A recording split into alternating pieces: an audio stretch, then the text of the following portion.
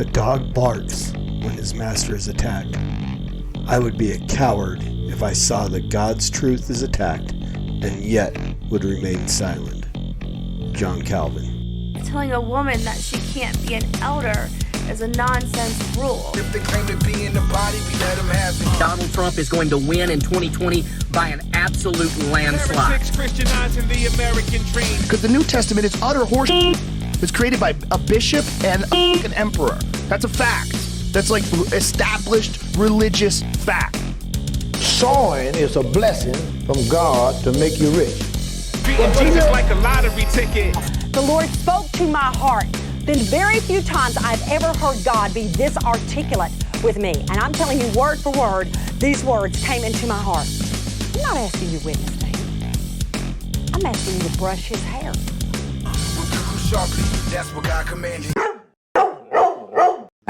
Hey, what's going on, everybody? Welcome back to the Master's Dog False Teacher of the Week, episode 70. I'm your host, Norm, the Master's Dog Dunham, aka the Evangelical Norm. So, the False Teacher of the Week segment of this podcast came out of the old introduction video I had for the Master's Dog podcast, which was like a 2.5-minute montage of just different false teachers.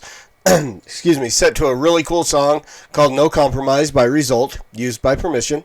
Thank you, Result.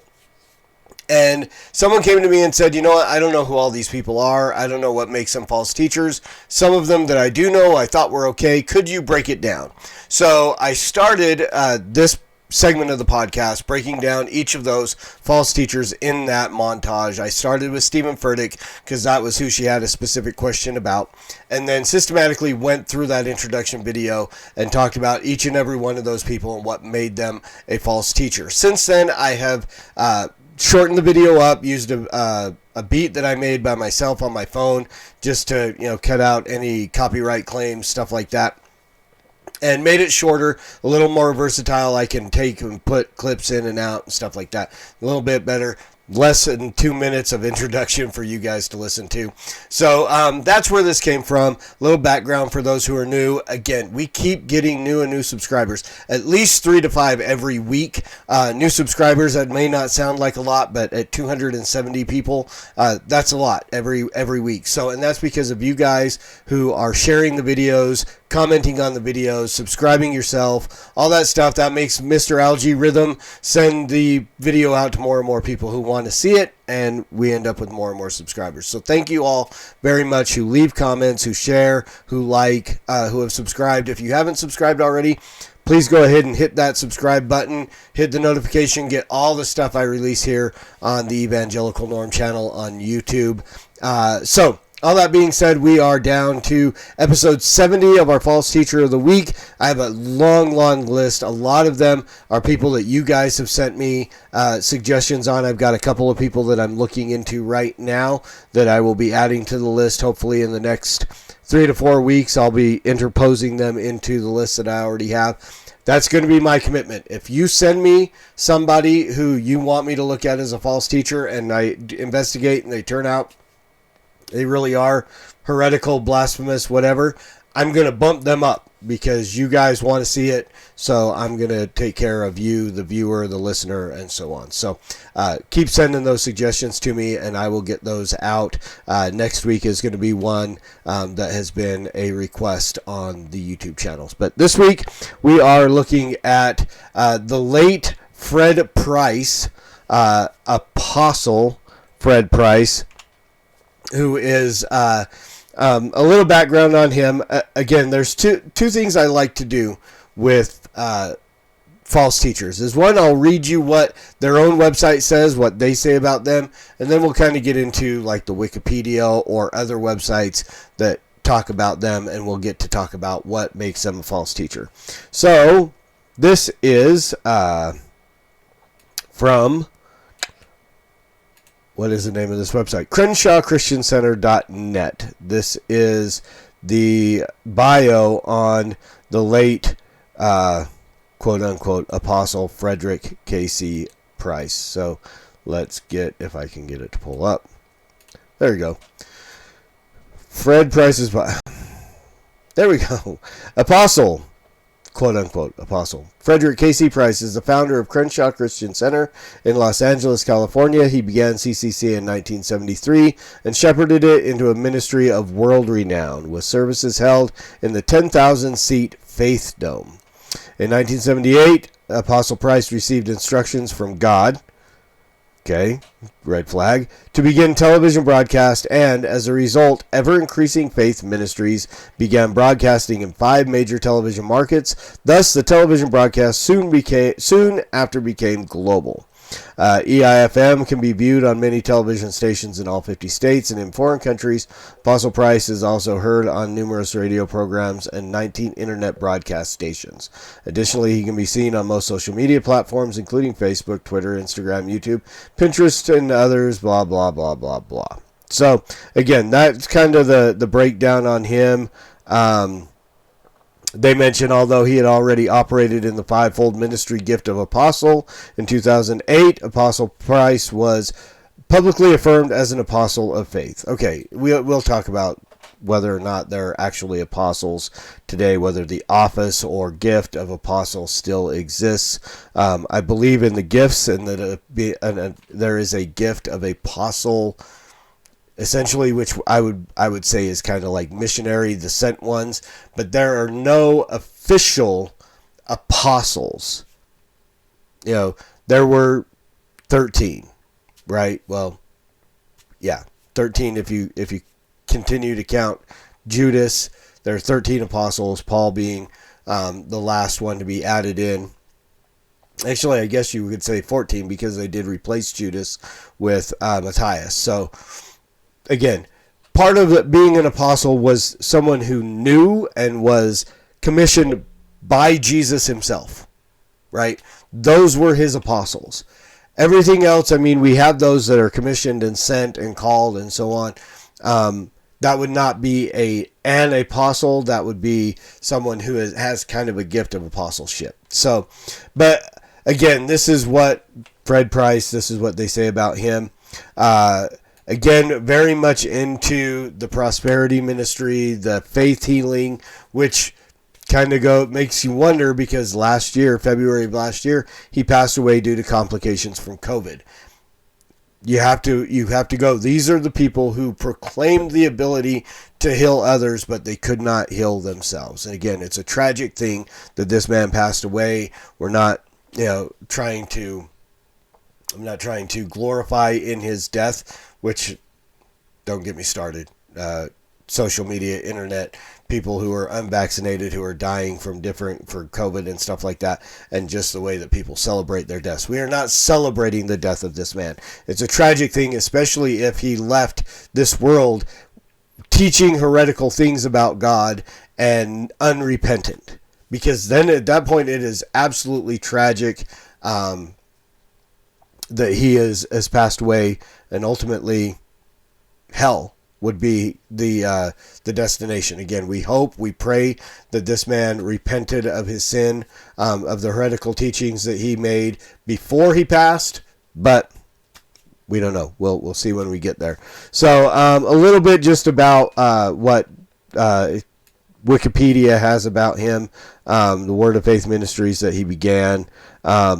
In 1990, Price founded the Fellowship of International Christian Word of Faith Ministries, say that 3 times real fast, which includes churches and ministers from all over the United States and other countries. He was a Word of Faith preacher, so very much a heretical teaching. Some of the things that this man taught over the years, one, and probably the most damning, and this is going to be the one I just really talk about, and we'll leave it at that, because none of the others even make any difference based upon what he taught here. And that is that God does not have control of anything on the earthly realm unless he is given permission. I was looking for, there's a couple of video clips out there of this. You can find them. Go check them out. Just look for Fred Price False Teachings on YouTube. I didn't take the time to pull it up or download the video or anything like that to put it up here. But suffice to say, there are multiple places where, as he preached, he basically said, and again, this is common in Word of Faith ministries. This is common in Word of Faith teaching, that God doesn't have the ability to do anything unless you, man, enables him to do it. Your words, the whole, life and death, the power of life and death are in the tongue, all these misinterpretations, twisting of scripture that they use to make it seem like, you have the ability, you're speaking these things into existence. All these guys, Jesse Duplantis, Rod Parsley, Creflo Dollar, all these guys make these statements that it is your proclamation.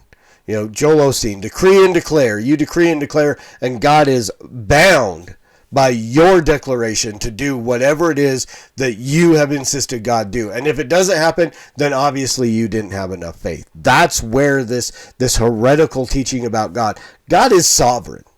God is going to do what God is going to do. Our God is in the heavens. He does whatever he pleases. That is the reality of who God is, the sovereignty of God. He does what he pleases. Does God use our prayers and so on? Does he answer? And yeah, absolutely. We recognize that God is a God who answers prayers. Sometimes he says yes, sometimes he says no, right? Sometimes he says not now. All those cliches that we hear in that regard. But ultimately, it is God's sovereignty that is over everything. And your decreeing and declaring of any particular thing does not bind God into acting under your command or request. I remember one time one of the ladies in the church that I pastored in Colorado made a statement. I don't remember what the context was of being at her home, whether it was a prayer meeting, which we regularly held at their house, deliverance ministry. Yes, I engaged in deliverance. I was a very Pentecostal at one time in my Christian walk. But in some context, the statement was made that we have the ability to demand God give us whatever it is that we are entitled to. And that sat really poorly with me. And I went home and I thought and I mulled about it. And the very next Sunday I preached about it. That this was the attitude of the prodigal son. This is the one that said, while his father was yet living, give me my inheritance because I consider you to be dead.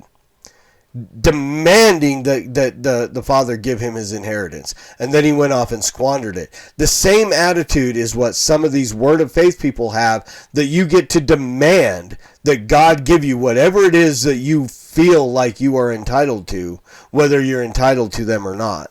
And the heretical teaching that God is not able to do anything unless you give him permission. I mean, this takes away from the omnipotence of God.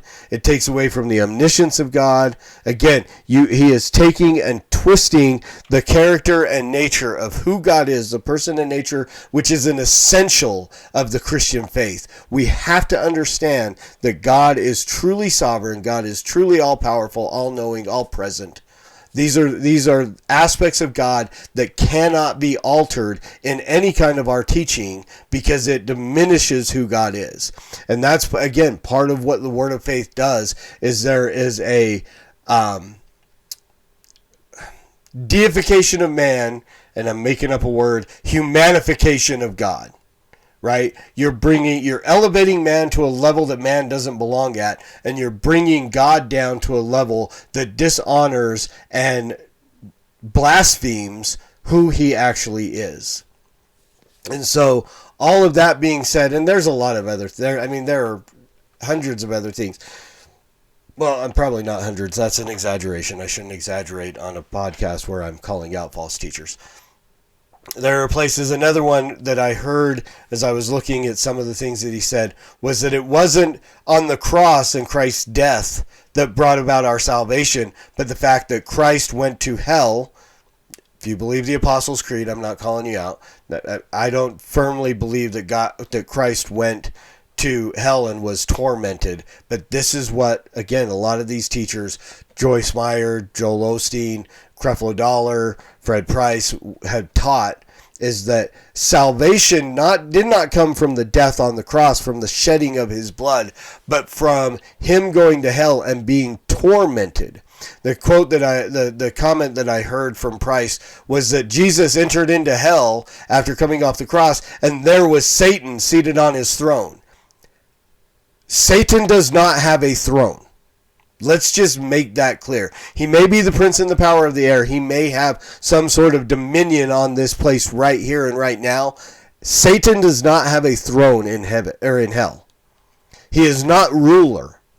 And in fact, hell is the being under the eternal conscious torment under the wrath of a holy God, which Satan will not be administering, but he will be enduring along with everybody else, which potentially Fred Price as well. If he did not repent before he passed away, he knows right now that hell, there is no throne for Satan in hell, but there is torment for Satan as well.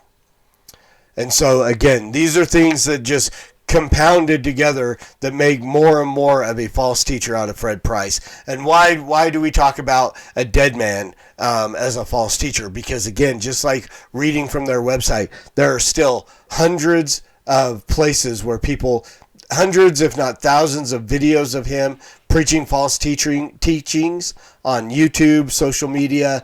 There are still old episodes of ever-increasing faith ministries on TBN and different channels. All these things, his message is still there, and people are still hearing and listening and succumbing to the false teachings of this man. And so it is important to make sure that we, as Paul told us, to mark those who cause division, to mark those who are teaching doctrines of demons and what people's itching ears want to hear. And so that is part of why I do the podcast that I do. When God's truth is attacked, true to the quote by John Calvin at the beginning of the introduction video, I bark. And I would hope that it would be helpful. I'm hoping that in these things it is helpful for you as you look and look into these false teachers that are out there. So again, thank you guys for taking the time to listen. Leave questions, comments, snide remarks. I'm open for all that stuff in the comments. False teachers that you think I should look into. If I haven't done episodes on them, go check back through the playlist. There are now 70 episodes about different false teachers that are there. Likely, if there's somebody you have a question about, they're already on there. But if they aren't, shoot it to me and I will take a look at it and I will add them to the list if their teachings warrant being put on the list of false teacher of the week. So again, thank you guys very much. And as always, preach the gospel at all times. Use words. They're necessary. And until next time, Soli Deo Gloria.